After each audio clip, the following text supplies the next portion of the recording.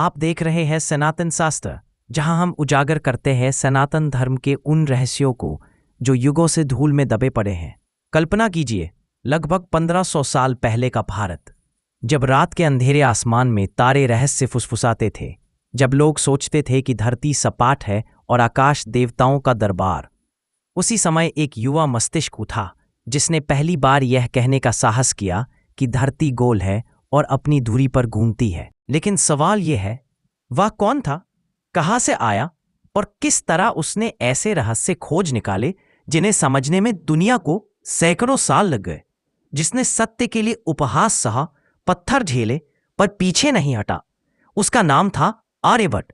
आज हम आपको ले चलेंगे एक ऐसे सफर पर जहां इतिहास और रहस्य एक दूसरे से टकराते हैं, जहां विज्ञान और अध्यात्म एक हो जाते हैं और जहां एक साधारण सा बालक बनता है गणित और खगोल विज्ञान का जादूगर। उनका जन्म 487 ईस्वी में कुसुमपुर, आज का पटना, बिहार में हुआ। बचपन से ही उनके भीतर कुछ अलग था। बचपन में जब दूसरे बच्चे खिलौनों से खेलते, आर्यभट्ट तारे गिनते। जब लोग सो जाते, वह आसमान को निहारते। उनकी आंखों में ब्रह्मांड के रहस्यों को पकड़ लेने की भूख थी। उनकी माँ अक्सर कहती, आर्य अब सो जाओ, सुबह जल्दी उठना है। लेकिन वह धीमे स्वर में जवाब देते, माँ, ये चांद रोज बदलता क्यों है? ये तारे टिमटिमाते क्यों हैं? क्या यह सचमुच देवता है या इनका कोई और राज है? यह सवाल सुनकर माँ चुप हो जाती, क्योंकि उस समय ऐसे सवाल पूछना भी किसी विद्रोह से कम नहीं था। धीरे धीरे आर्यभट्ट बड़े हुए। उन्होंने नालंदा और कुसुमपुर की गुरुकुल परंपरा में शिक्षा ली। वहां उन्हें गणित, वेद, ज्योतिष और खगोल विज्ञान की शिक्षा मिली। लेकिन आर्यभट्ट की सोच बाकी सबसे अलग थी।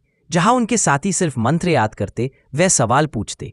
जहां लोग सूर्य ग्रहण को राहु केतु का खेल मानते, वहां आर्यभट्ट कहते, नहीं, यह तो चांद और धरती की परछाइयों का खेल है। यह सुनकर गुरुकुल के आचार्य हैरान हो जाते। उनके भीतर की जिज्ञासा उन्हें साधारण शिष्य से असाधारण बनाती जा रही थी। जैसे जैसे वह बड़े होते गए, वैसे वैसे उनका आकर्षण आसमान की ओर बढ़ता। तारों को निहार के कभी कभी अपनी उंगली से मिट्टी पर रेखाएं खींचकर गणना करते। उस समय किसी ने नहीं सोचा था कि यही बालक आगे चलकर आर्यभट्टिया नामक ग्रंथ लिखेगा, जो आने वाले हजारों सालों तक दुनिया को दिशा देगा। जब पूरी दुनिया मानती थी कि सूरज पृथ्वी के चारों ओर घूमता है, तब आर्यभट्ट ने साहस दिखाकर लिखा, धरती घूमती है, न कि सूर्य। यह विचार उस समय किसी विस्फोट से कम नहीं था। लोग हैरान थे। कुछ उन्हें पागल कहते तो कुछ देवताओं का अपमान करने वाला। लेकिन आर्यभट्ट पीछे नहीं हटे। उन्होंने ग्रहण का रहस्य भी सुलझाया।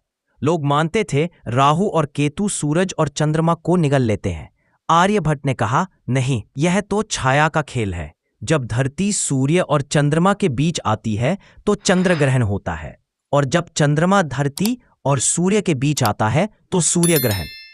आर्यभट्ट केवल खगोल शास्त्री ही नहीं थे, वे गणित के भी जादूगर थे। उन्होंने ऐसी ऐसी खोजें की जिनका असर आज भी हमारी जिंदगी में दिखाई देता है। आर्यभट्ट ने सबसे पहले पाई का मान निकाला, 3.11 साय पर। वह भी बिना किसी आधुनिक यंत्र के। सिर्फ अपने गणित और आकाशीय गणनाओं से उन्होंने साइन, जा या कोसाइन जैसे शब्दों की नींव रखी। आज जो विज्ञान, इंजीनियरिंग और टेक्नोलॉजी त्रिकोणमिति पर टिकी है, उसकी नींव रखी थी। उन्होंने समीकरण हल करने की विधियां दी जिनसे आज का आधुनिक बीजगणित अलजेब्रा खड़ा है। सबसे बड़ा रहस्य शून्य। कहते हैं उन्होंने शून्य को गणना का हिस्सा बनाया। सोचिए, अगर शून्य ना होता तो ना कंप्यूटर बनते, ना मोबाइल, ना विज्ञान इतना आगे बढ़ता। उन्होंने अपना महान ग्रंथ लिखा, आर्यभट्टिया। सिर्फ 151 श्लोक, लेकिन इन श्लोकों में पूरे ब्रह्मांड का गणित छिपा था। ग्रहों की गति, खगोल गणना, गणित के सूत्र, सब कुछ। उन्होंने कैलेंडर प्रणाली भी बनाई, साल की गणना, दिन रात की लंबाई, यहां तक कि ग्रहों की कक्षाओं तक को उन्होंने समझा लिया। आर्यभट्टिया के अलावा उन्होंने कई अन्य ग्रंथ लिखे बताए जाते हैं, जैसे आर्य सिद्धांत, पर उनमें से ज्यादातर आज लुप्त हो चुके हैं। क्या उन ग्रंथों में और भी रहस्य छिपे थे? क्या वहां ऐसे सूत्र थे जिन्हें आधुनिक विज्ञान अभी तक नहीं खोज पाया?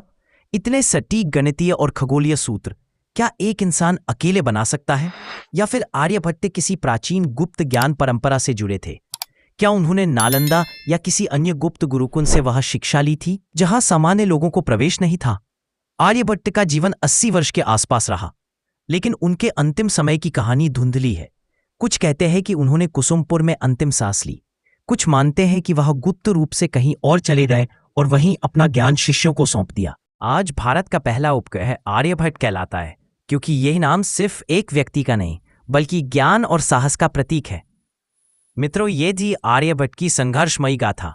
वह ऋषि जिसने सत्य के लिए उपहास सहा, पत्थर झेले, पर पीछे नहीं हटा। आज उनका नाम केवल एक वैज्ञानिक का नहीं बल्कि सनातन भारत की अमर आत्मा का प्रतीक है। अगर आपको ये कथा पसंद आई हो तो सनातन शास्त्र को अवश्य सब्सक्राइब करें, क्योंकि यहाँ हम लाते हैं ऋषियों के जीवन से जुड़ी वे गाथाएं जिन्हें इतिहास ने छुपा लिया। फिर मिलेंगे अगली रहस्यमय कथा के साथ। जय श्री राम, जय सनातन।